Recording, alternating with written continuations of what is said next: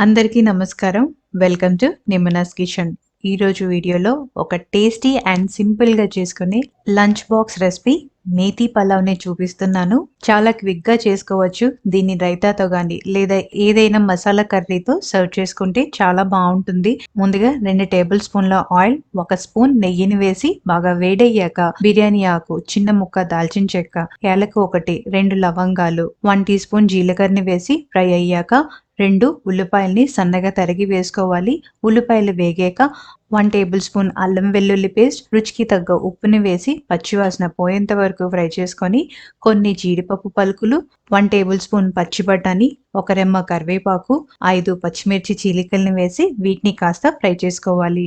నేను ఫ్రోజన్ బఠానీని వేశాను, అందుకనే ఇప్పుడు ఫ్రై చేస్తున్నాను. మీరు ఫ్రెష్ బఠానీ గనుక వాడుతున్నట్టయితే ఉల్లిపాయలు వేసిన వెంటనే వేసి ఫ్రై చేసుకోవాలి.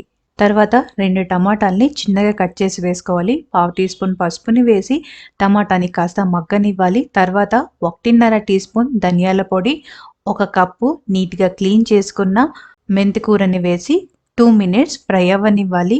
రైస్ తీసుకున్న క్వాంటిటీకి డబుల్ క్వాంటిటీ వాటర్‌ని వేసుకోవాలి. నేను ఈ గ్లాస్ సైజ్‌తో 1 గ్లాస్ రైస్‌ని వేసుకున్నాను. అందుకోసం 2 గ్లాసుల వాటర్‌ని వేస్తున్నాను. మీరు వాడే బియ్యం కొత్తవి అయితే 1 గ్లాస్ వాటరే వేసుకోండి. ఈ వాటర్ బాగా మరగనివ్వండి. రుచిని చూసి అవసరమైతే కొద్దిగా ఉప్పుని వేసుకోండి. తర్వాత ముందుగా నానబెట్టి పెట్టిన బియ్యంని వేసి నీట్‌గా ఒకసారి కలుపుకొని 2 విజిల్స్ వచ్చేంత వరకు ఉడికించి స్టీమ్ అంతా పోయాక దీన్ని ఇంకో సర్వింగ్ బౌల్‌లోకి ట్రాన్స్‌ఫర్ చేసుకోండి.